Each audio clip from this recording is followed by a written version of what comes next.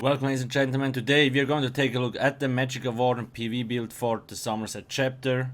I do have a written guide on my website, link in the description below. Now, when we look at our stats, pretty nice stats. We have a lot of max Magicka. Spell damage will also get higher. We are running a combination of Necromaster here, but I will get to that in a second. So anyway, run the Apprentice Mundustone. Now, if you do not have enough penetration in your group, you might want to change to the lower Mundustone. Keep that in mind. You also have access to Minor Slayer, which increases all damage on mobs by 5% in dungeons and trials.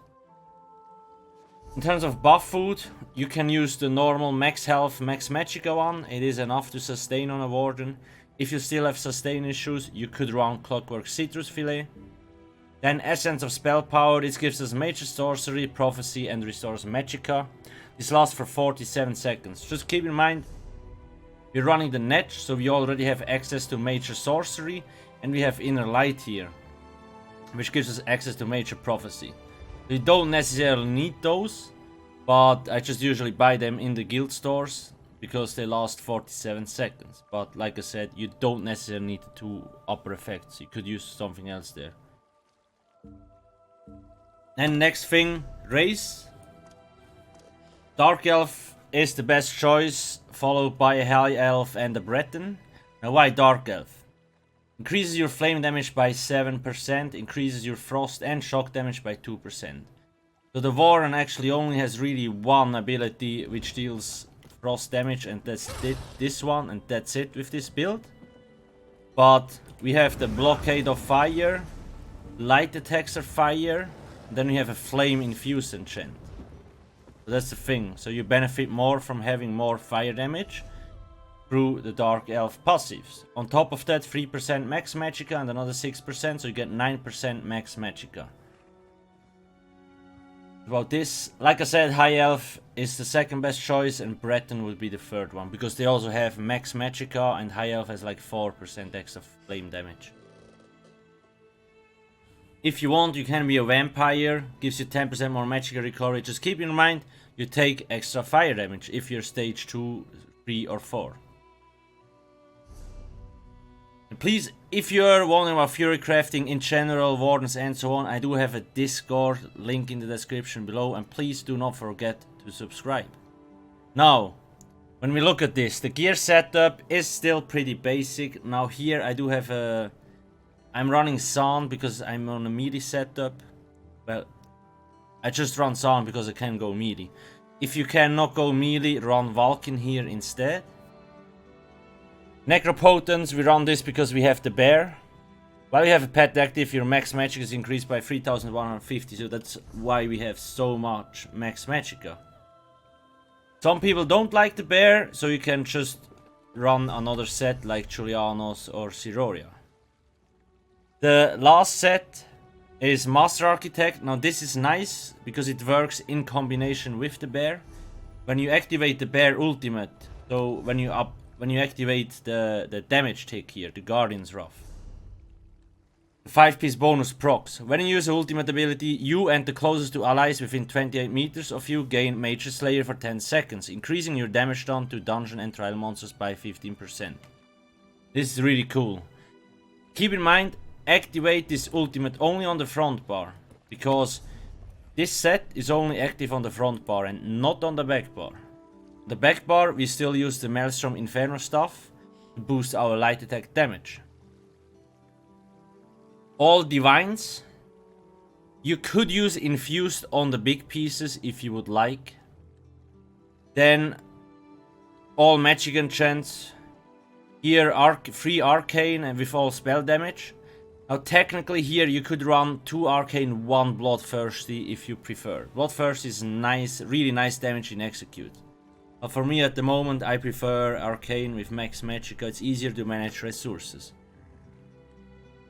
Front bar we have a flame staff with infused trait and a flame enchantment. And on the back bar we have a infused fire staff from the Maelstrom with a weapon damage enchant to give us more spell damage. That's the setup. I do have more setups on my website. This is just one possible option. Champion points 37, 61, 14, 33, 56, 49. Once again, here you need to decide how much you need. 47, 37, 75, 49, 42, 49, 49, 48, 23, 81. I do have a guide for red champion points to increase the damage mitigation in trials for each trial. It's also on my website in the trials section. I also do have a 300 CP setup on my site. Passives. You want all class passives. Then destruction stuff passives. Light armor passives. Because we run a 5-1-1 setup, you want Juggernaut to give you 2% more health. We have 5 light here. 1 medium, 1 heavy. So we get increased stats because of the Undaunted passive. 6% more resources. So once again, supernatural recovery if you want to be a vampire. Fighter skill, you only need Banish the Wicked. Mage's Guild, you want everything. Magicka Order, you need everything because we're using Elemental Weapon. Undaunted, all passives, racial passives, and medicinal use. So our potions last longer for we can get 100% uptime with this passive on the potions. Now abilities. Front bar, Fury Rage, this is your AoE ability. Doesn't always work. There we go. This is explosion, you can place it wherever you want. Another reason why this is on the front bar is also because we need a destruction staff ability here. Because of the ancient knowledge passive. Flame staff increases your damage done with single target abilities by 8%. That's something that you really need to remember. That's why we have this here and blockade on the back bar. Blue Betty. Now, when the Netch is summoned, it removes 1 negative effect. It's free cast. And it gives you 4k Magicka back over 27 seconds. And it also gives you major sorcery. This is a very good skill. And another thing about companions. Increases your damage done by 2% for each animal companion ability slotted. So we have 1, 2, 3. That's 6% in total. Next skill is new. That's from the Magicka Order guild. Elemental Weapon. So you basically buff your light attack. And it also has a chance to apply burning, concussion or chilled. This is really nice for wardens. You could still run the Racer if you want. Like this here, the Cliff Racer. But the thing is, I kinda do prefer this. It has a faster animation than the bird. The bird it takes a lot of time till it impacts. The elemental weapon is faster and you can weave it better. That's why I use this. If you want, you can use the bird. On top of that, if you block, you also get the shield. Because we have elemental slotted due to concentrated barrier.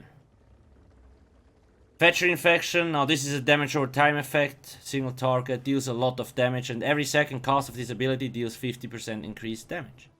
Inner Light for 5% more max Magicka from the ability itself. And 2% for the Magicka controller. So we get 7% extra Magicka for having this slotted. Guardian's Wrath. Now this is the bear. Like I said, when I actually activate the bear on an enemy, Master Architect will proc. So you can see, now I have this glow around my hands. So this Major Slayer is active for 10 seconds. Once this goes away, it also goes away in the hands. This also buffs 2 of your group members. That's why it's really nice. Plus deals 100% more damage to enemies below 25% health. This dude hits like a truck. Blockade of Fire, AoE damage over time effect. Burning enemies take 20% more damage from this ability. It's really strong. You need to keep it up. I will show you the rotation at the end. Winter's Revenge.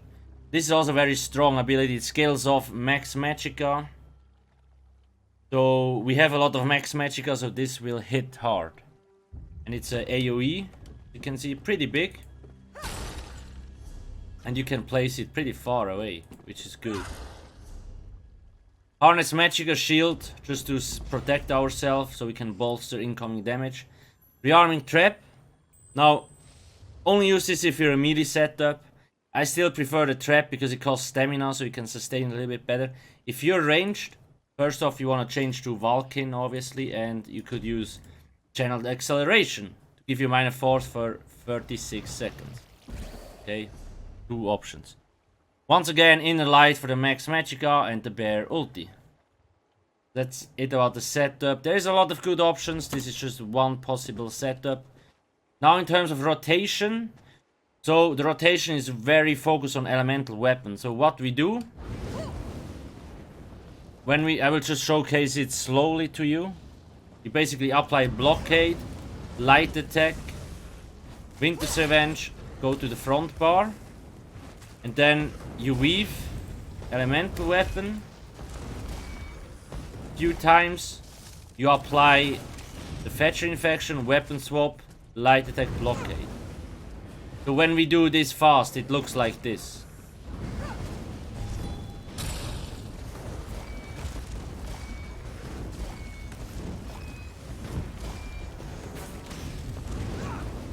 Okay. So all you do is place blockade, light attack, Winter's Revenge, light attack 5 times elemental weapon. And then Fetcher Infection, weapon swap, light attack, blockade. That's the full rotation. It's also on my website. If you use the bear ultimate on the front bar, so what you want to do is you apply all the stuff, right? Use the bear ulti, and then you just do 1 elemental weapon less. That's it. That's already it. The rotation is fairly easy, and with elemental weapon you will get really good DPS. That's more or less already it about this setup.